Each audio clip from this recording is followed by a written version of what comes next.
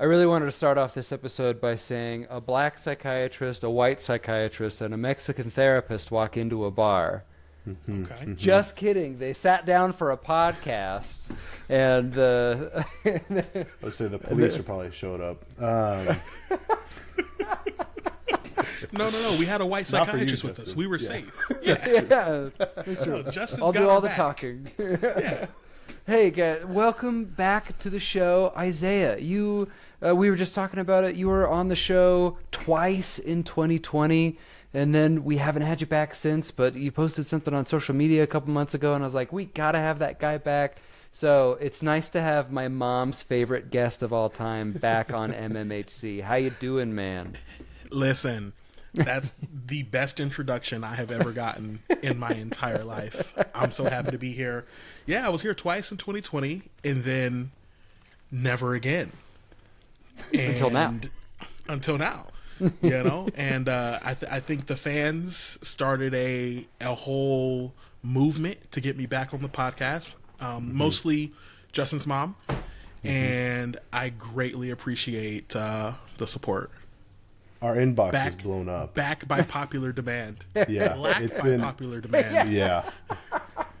Return of the Mac. Yeah, it's been trying to juggle the email inbox has been tough. So I please, can imagine. please stop emailing us, everyone. He's here. He's back. back.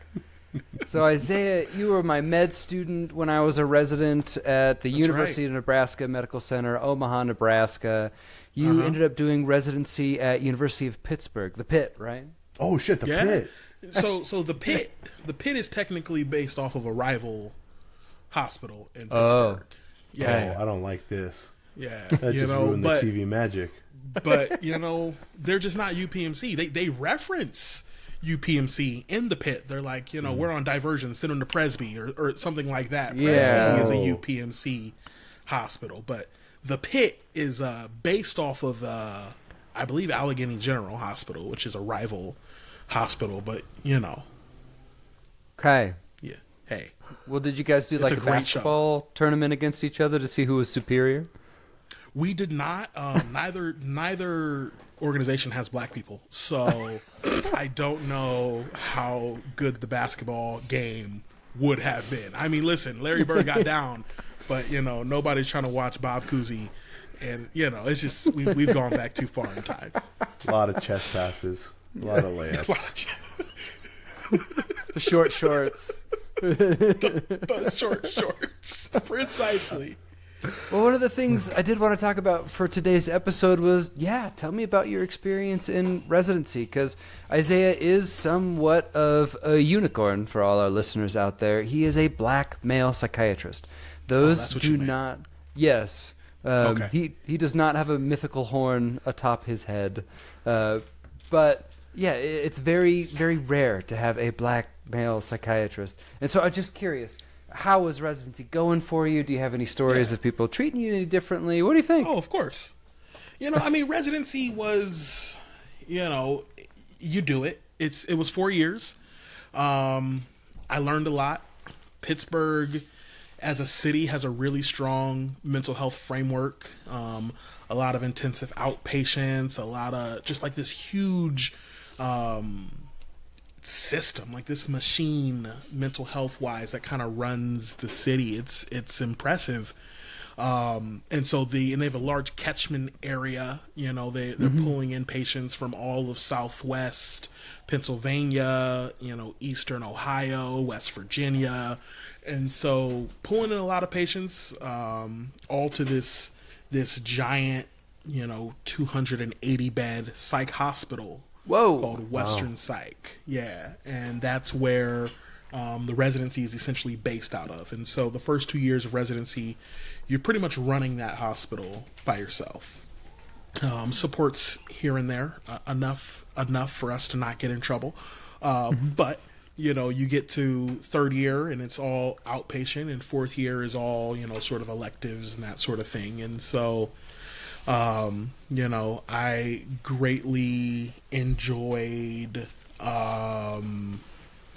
like being somewhere new, being at a place where I was really able, I think, to make a difference with the the amount of patients I was able to reach. But residency, I don't know. I mean, I think you learn a lot about the system. You learn a lot about mental health. Not all of it's good. And, I think no matter who you are, you come out of residency a very different person than who you went in as. Yeah. That first, second year sounds to be the most intensive. Correct me if I misheard that, but what is that like? Brutal. I like to. I've become a reader in the last couple years, and you just sharing that brought up a couple of like the cheesy psychological thrillers I like based in like psychiatric units. But what are those first 2 years like in a pretty intensive situation? Yeah. So, it's interesting. Before I took this job in New York, I interviewed at a jail and thought about being a psychiatrist for a jail.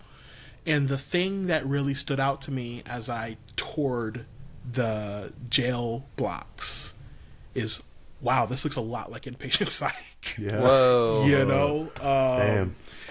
And that's something, the hospital I worked at had 14 floors. And I think 10 of those or something was used for patient care. Whoa.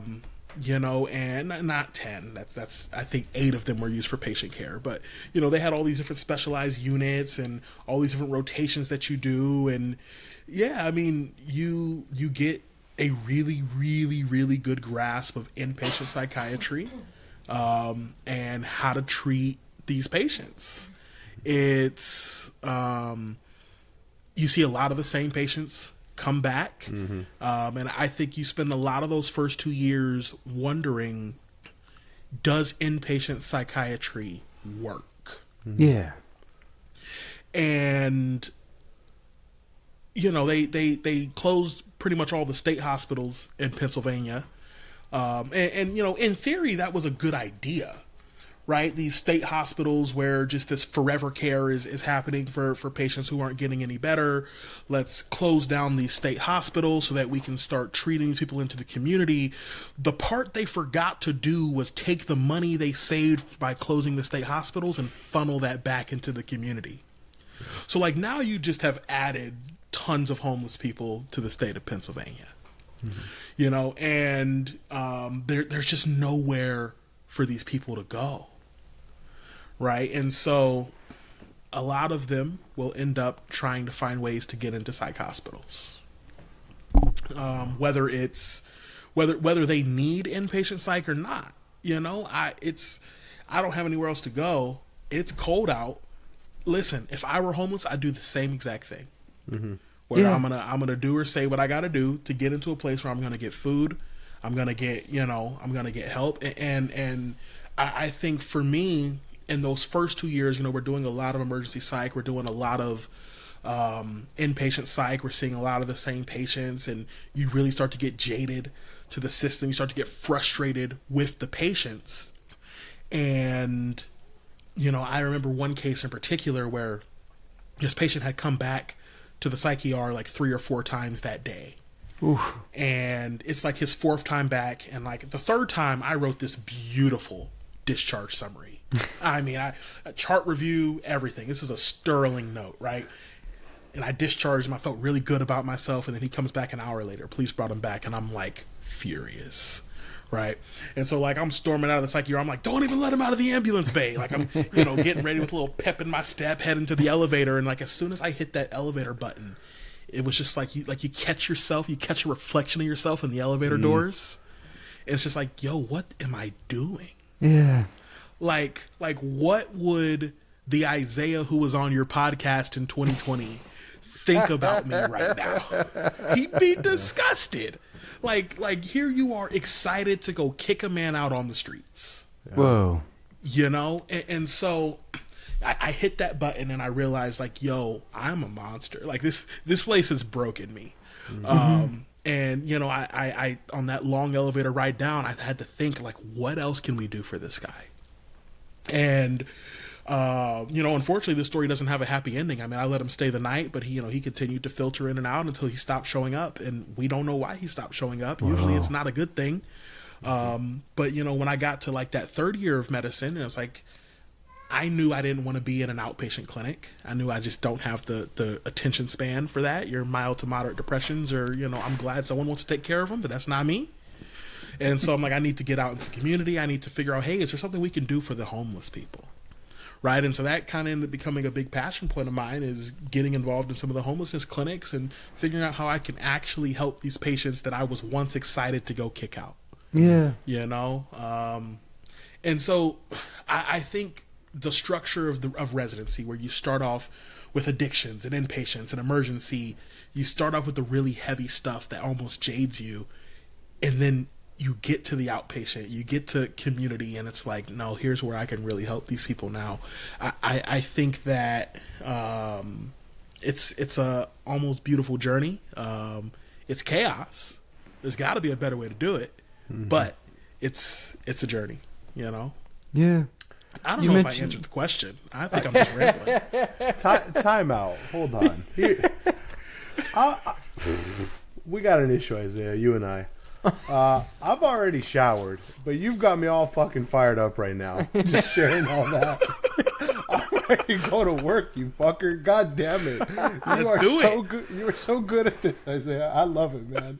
Thank you. Justin and I talk all the time of like being genuine. And actually the last episode when we talked about like, how do we want to be remembered? And I remember me saying specifically like someone that's genuine and passionate. And God damn it, you're just sitting here beautifully saying these things that like, I don't know who else can do that. That's awesome. I thank you for sharing that. It's not easy to talk about the jaded part. We've talked about compassion fatigue pretty recently too. And I feel like I can relate to that of like, a lot has changed for me, Isaiah, since the last time we talked. I was in a community mental health clinic. I went to a hospital for about 1.5 years in an eating disorder program. But now I'm a school-based therapist, and I find myself, and even in those other, it's pretty cool. But even in those other settings, like this person again, or again, and on that walk to the front door, or on that walk out of my office, being like, I need to shut the fuck up. Like I got to do what I got to do. And this person is more important than my little feelings that I can worry about later. But man, thank you for your words. That's awesome.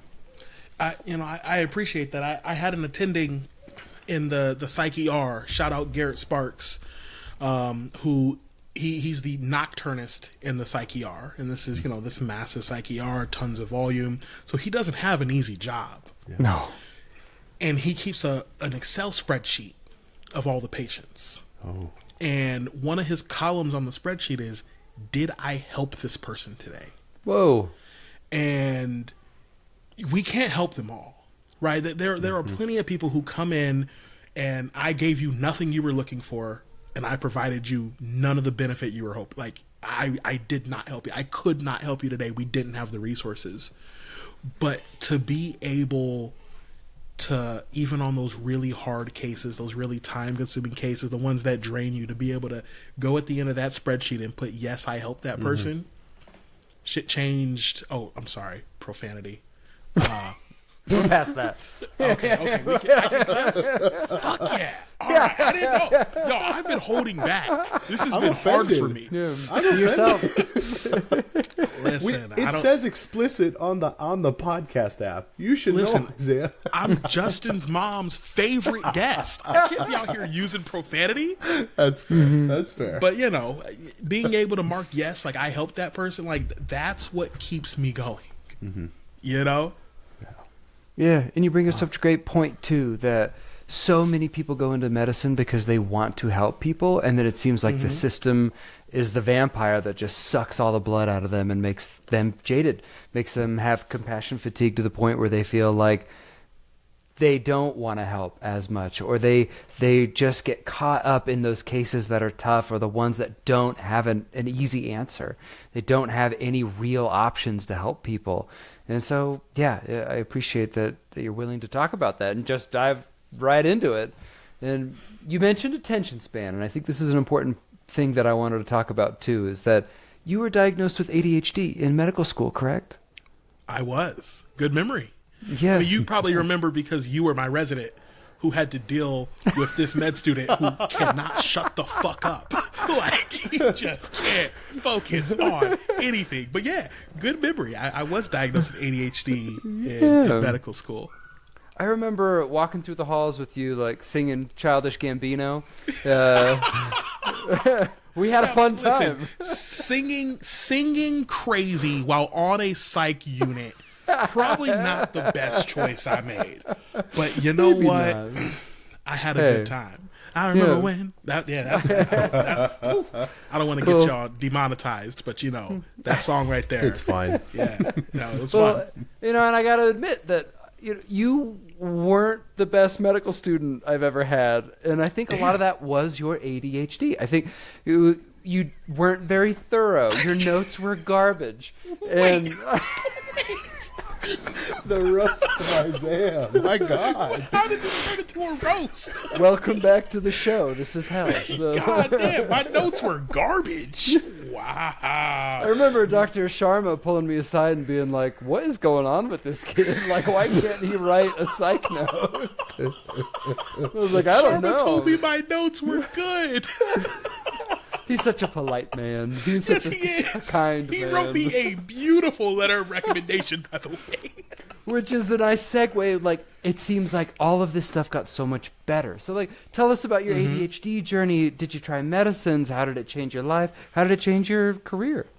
Yeah, I mean, I think that you can easily look at my medical student career as pre-ADHD treatment, post-ADHD treatment. And even today, like, my coworkers know when I have forgotten to take my vitamins.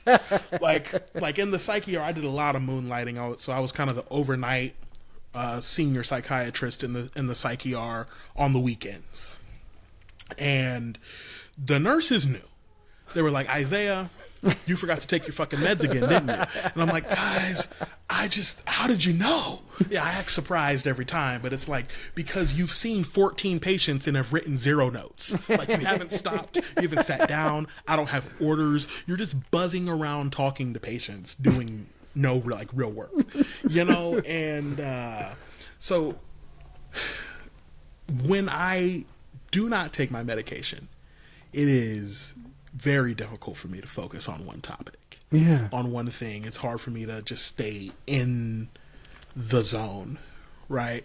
And medicine doesn't, it's not a miracle drug, but it brings my brain to normal, where I'm able to at least sit down, get my work done, get through my day, and then it wears off just in time for me to go home and goof the fuck off, But yeah, in med school, you were with me for my very last rotation pre-diagnosis. Yeah.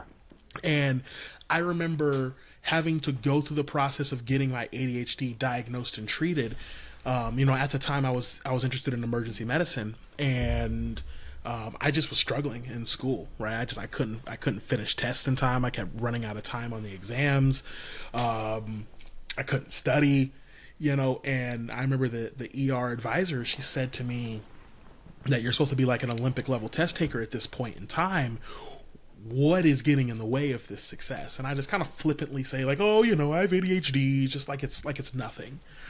Right? And she looks at me, she was like, you don't have to answer this, but like, what have you done about that? And I'm all laissez-faire. I'm like, oh, I'm thinking about maybe getting it officially diagnosed, maybe getting started on treatment. I don't know. And at that point, she gets fed up with my shit. And she's like, you have a literal brain condition that is making it impossible for you to perform at your best. And on top of that, it's one of the easiest brain conditions to treat. Yeah. You need to get your shit together. And it just hit me like a truck at that point. And no one had ever just laid it out for me like that. Yeah. And so I took I ended up taking a leave so I could get my ADHD diagnosed, so I could get it treated. And I remember sitting in my PCP's office there to get started on medication for ADHD. I remember sitting in that waiting room and feeling shame. And And I was then embarrassed that I was ashamed, because it's like, here I am supposed to be this guy fighting stigma, believing in mental health. Mental health is physical health, all the things we say on this podcast. And here I am sitting in a waiting area, ashamed of my diagnosis. And it's something that I carry with me when I treat patients. Because it doesn't matter if it is your 17th time at a psych hospital or your first time. Every single patient that walks in that waiting room feels just at least an ounce of shame. And if you can't make space for that, if you can't hold that in your hand as you deal with and talk with our patients, you're in the wrong profession. Right? And that's something that I tell med students that I work with. I actually show them there's a button poetry poem from someone who's been in a psych ward, and she just talks about what it's like to be a patient in a psych ward. And I show them that poem, and I explain to them every patient feels shame. I'm like, listen, if you can't treat our patients with dignity and respect, you're going to have to work with a different resident. Like, you're going to have to work with a different psychiatrist. Like, this isn't going to happen, because this is what our patients deserve. They deserve the absolute best. And I think, like, even like when you start figuring out your identity as like a mentor and a teacher, that's the one thing I don't have patience for, is if you're going to come on psychiatry and just phone it in. Yeah. Like, I don't really need to learn this. I'm going to be a surgeon. And it's like, this is saving lives. Like, what you learn here could be the difference between whether your patient takes their life or not. Yeah.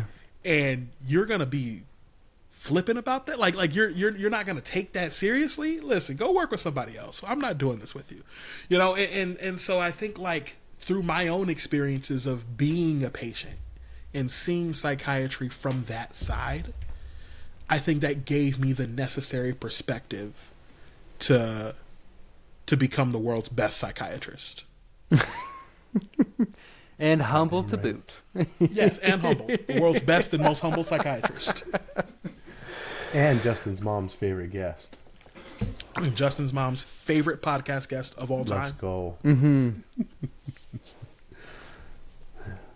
Well, cool. Yeah. And I love hearing that. I love hearing that you were able to use some of the difficult things that you've been through in your life to become better, to learn, to grow, to help people. Speaking of difficult things that you have been through in your life. Oh, you're really piling it on. You told me that nothing's off the table here. I did say that. Yeah, go for it. Yeah, I know that we haven't kept up too crazy much over these past couple of years, but I did see that I think you split up with your at the time wife back in Omaha. Yeah. Give me the story if you don't mind. Yeah, so to her credit, she married a completely different person than the guy that I am right now. Yeah. My ex-wife married a 21-year-old youth pastor aspiring to be a neurosurgeon. Yeah. And I sit here, a 31-year-old atheist psychiatrist. It's just, I am so far from the person that she signed up for.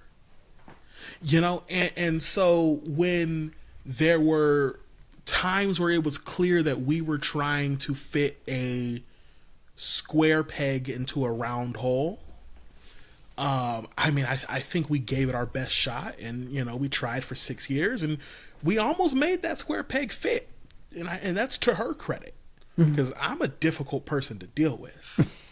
Me with my ADHD and my half-folded piles of clothes all over the floor and my 1,000 tasks I start and never finish. I'm a difficult person to deal with. To her credit, she almost dealt with it. Yeah. But we ultimately just weren't each other's people. And I love my ex-wife. She's an incredible mother.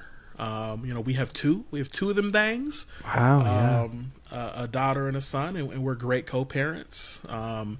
And, you know, I will forever want the best for her. And, you know, it took us a while to get here.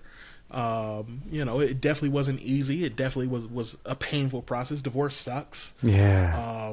But I love myself now.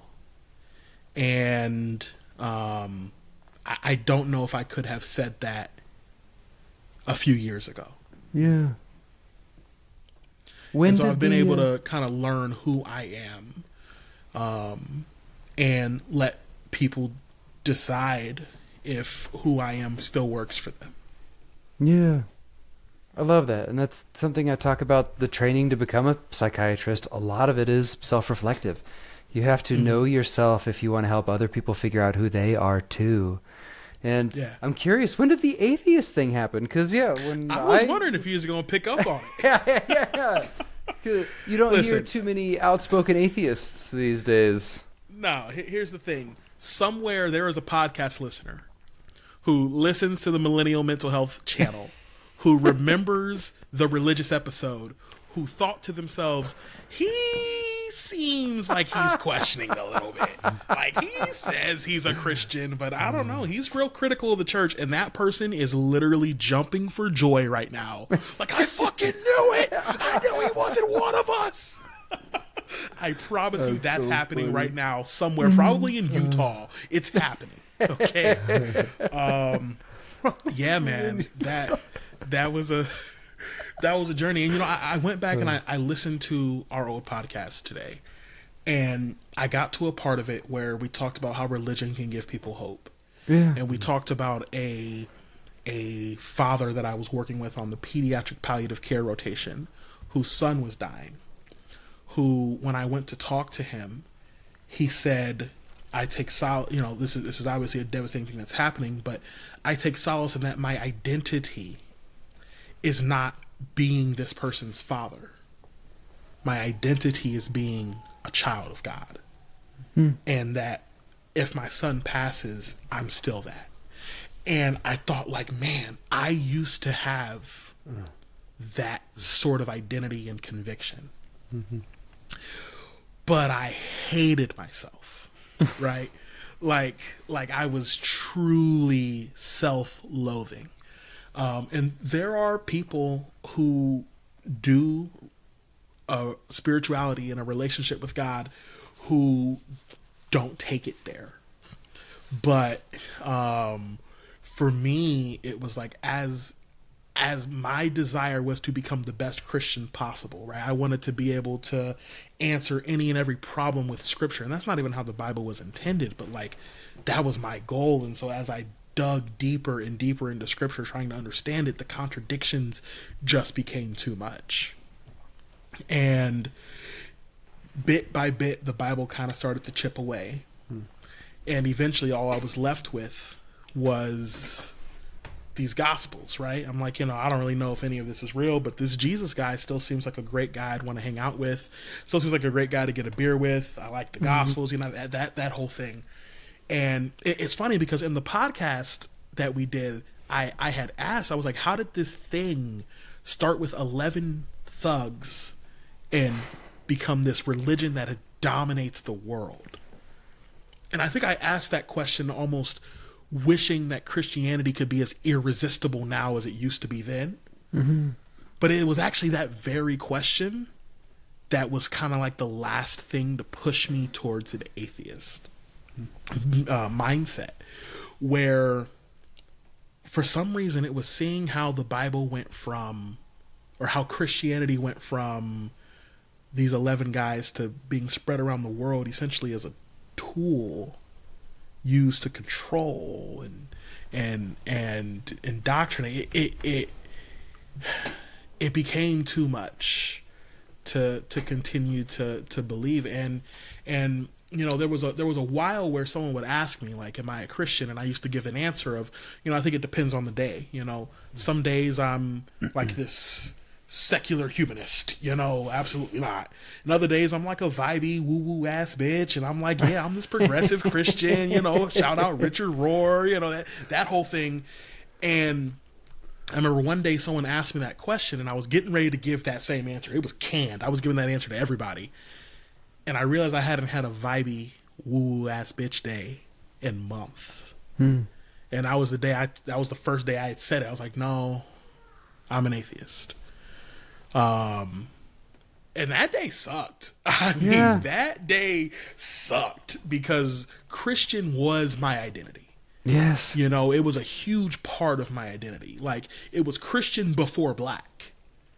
You know, I'm a Christian before I'm a black man. I'm a Christian before I'm a father. I'm a Christian. It was Christian before everything. Yeah. And losing that part of my identity, I had to figure out who I was, because I built it around this thing that no longer held true in my life. And so it was a process. Yeah, that's not easy. That's a huge change.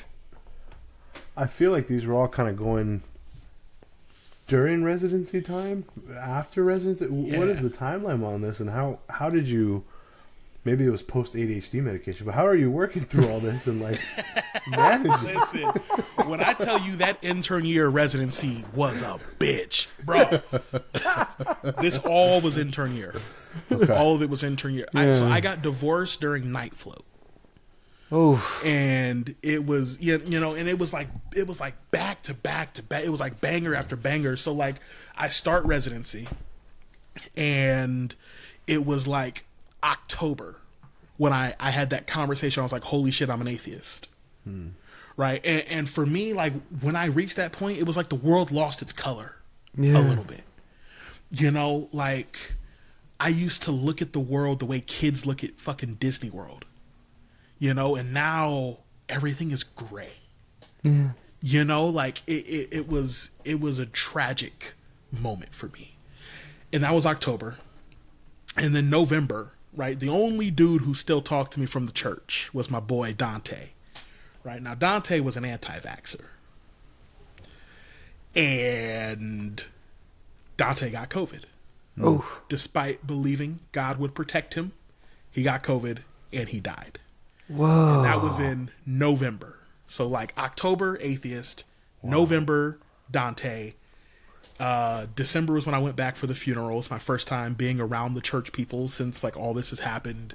And I'm like harboring a little bit of anger and resentment towards them, because like y'all teaching is why my boy is dead right now. Yeah. You know, and like y'all are sitting here not wearing masks at the funeral. Like it just, the whole thing to me was just arrogant, you know. And then January I get back for night float. And February I get divorced. Oh, jeez. And so it's just like back to back to back. And, you know, I remember my program director at the end of the year, because the way that I dealt with shit, because like I couldn't go home because like all my daughter's stuff was there.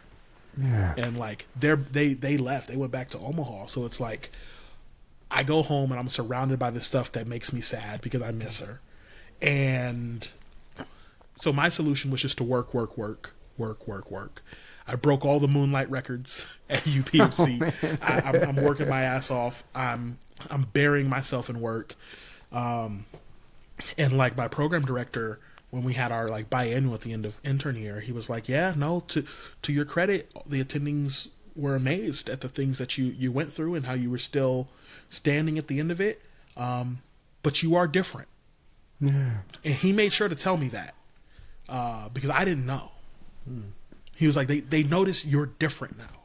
And he never said if it was different in a bad way, different in a good way, just different. Yeah. And because I see me every day, change is small, I don't see it, right? But I can look back. Like I went back and listened to that podcast, and it's like, who is this insightful, intelligent young man, and where the hell did he go? Because this isn't me anymore. You know? I'm not nearly as patient when I explain what systemic racism is. What is And so giving these your things, life? they change you, you know? They do. What's giving your life meaning? What is your identity now? So first and foremost, I'm a Detroit Lions fan. Let's go. Roar, baby, roar. I think that gives me life. The Dan Campbell, Motor City, Detroit Lions. We will win the Super Bowl this year. Mark my words. Like Dan Campbell. You can't not like Dan Campbell. I will run through a brick wall. That's what for I'm Dan saying. Campbell. Listen, when I'm down, when I'm depressed, I go watch Dan Campbell press conferences. Oh yeah. Okay, he hypes me up. All right. No. Well, no. I meant everything I said. No, I know I'm you not. Yeah, I'm not negating any of that. But you said what gives me life, and that does give me life. But first and foremost, it's the kids. Yeah. You know, I see them once a month. Over the weekends, I get them for the summer. The kids very much give me life. And I think that's usually where I start, where someone asks, like, what am I? You know, I'm a girl dad, and I do have a son. And I gotta beat the allegations right here on the podcast. People think I have a favorite child. I don't. Okay? I don't. I love both of my children equally. Zeke, one day you're going to be listening to this podcast. You have it on record. I love you both equally. But I do usually start with girl dad. It's just an instinct sort of thing. But yeah, the kids, wanting them to be okay, right? Wanting Zeke to be kind and Azzy to be smart. And if they have the other one, cool. But you know, that's the real goal. I'm a psychiatrist. I mean, that is very much a key part of my identity. My job gives me life. Being able to give back to a community that raised me. That's huge. Yeah. There's nothing like the look on a black patient's face when you walk in the room and say, I'm your doctor. That look right there, the look from aunties fuels my soul. All right? An approving look from an auntie is all you ever need. All right? And if she's going to make me a plate of mac and cheese after, listen, I'm not going to turn it down. I have a lot of really good friends. You know, and I have a lot of really good friends back in Pittsburgh. I'm making some friends here in New York, but you know, New York is huge. There's a lot of people here. But like, there were people throughout residency who held me down. You know, as I was going through all that stuff in intern year, like I had to move out of my house on a medicine rotation. I had like 1 day to move in the middle of internal medicine, and my co-interns showed up. Help me pack, help me clean, help me move, help me load the truck. I mean, I did not. I will never be one of those people who say I did it on my own. There is no way. It took a village. Yeah. And I did not expect my co-residents to be my village like that, but they were. And I rock with them to this day for that reason. And you know, those are the things that I'd say give me life right now. But I am still figuring out, to some extent, like who I am. You know, like I know who Isaiah the resident was, but like I have just a tiny bit of pocket change now. And now who am I? You know? Now I can go to a Broadway show. Yeah. Who am I at Broadway? You know? Well, and I know we've talked about my mom a couple of times, but one of my favorite words of wisdom that she ever gave me was, you never know who you're going to be in 10 years. And it seems like you have changed from 21 to 31. I mean, you're a completely different person. And it's been nice to get to know you. You are still incredibly articulate, incredibly smart, very caring, very insightful. And you're different. Yes. But hey, you're a wonderful person and a wonderful father and a wonderful psychiatrist. And it's really great to have you on the show. You forgot to say a wonderful Detroit Lions fan. Oh, yes. Well, no Detroit Lions fans are really that great. So, you know. Wow. Shots fired. Could be the one. Just kidding. I'm rooting for the Lions, too. Who doesn't love the Lions? They've got Packers moxie. fans. They hate Yeah, they hate you. And you know what? The feeling is mutual. Okay? If you want to be an important part of my life, listen, you don't have to love the Lions. It helps. But you don't have to love the Lions. But you do have to hate the Packers. You know? I taught, and it helps if you hate Ohio. I told Azzy, my daughter, I told her, I said, listen, I'm going to allow you to say a bad word around me. She's like, oh, she gets all excited. I was like, what is it? Listen, you can always say it around me. Don't tell your mother. She's like, okay. And I was like, you can say, Ohio sucks. She said it like 4 times over the weekend. Oh, it was fantastic. Music to my ears. It was lovely. Well, we're about out of time for today. Hey, I think we got to have you back, hopefully sooner than 5 years. Listen, I will clear my schedule for 2030. I think we can do that. Hey. Let's do it. Any last parting words of wisdom? Hey, let's do this. If you could tell your 21-year-old self, what would you say? If I could give advice to my 21-year-old self, oh boy, is this a thing where like we can change things, or is it just like advice? It's got to be mythical. It's got to be like a monk, or it can be whatever you want it to be, my friend. So it's an interesting concept, right? Because 21-year-old me would hate me. I mean, truly, he would see me and he would be so disappointed. And like, that's something I've had to like come to terms with too. Is like, I today am a disappointment to young me and what he was striving for and building towards. But like, every decision he made helped me get here. Yeah. So like, I'm grateful for him, but he would hate me. So I can't think of any advice that I could give that he would follow. That's the problem. He was a stubborn little dude. I tell him though, if you can, enjoy the journey, enjoy the process. It's gonna hurt. It's gonna be long. It's gonna be painful.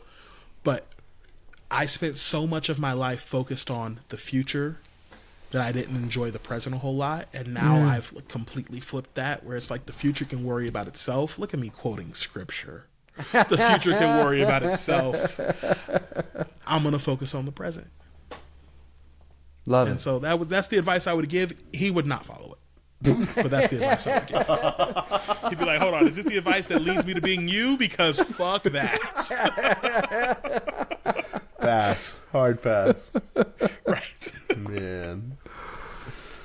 Well, thanks again, man. Yeah, great to have you. Good to hear your words of wisdom. Eddie, anything else you want to add? Just thank you, Isaiah. I think last time I was grateful for getting to hear you speak, and I appreciate you. Thanks for having me on, y'all. I appreciate y'all. Absolutely. We don't even really need to play it out. You guys know what to do. Leave us a comment, leave us a review, whatever. This has been great. I'm excited. Appreciate you, Isaiah. We'll have you on before 2030. And remember, everyone, take care of y'all mentals.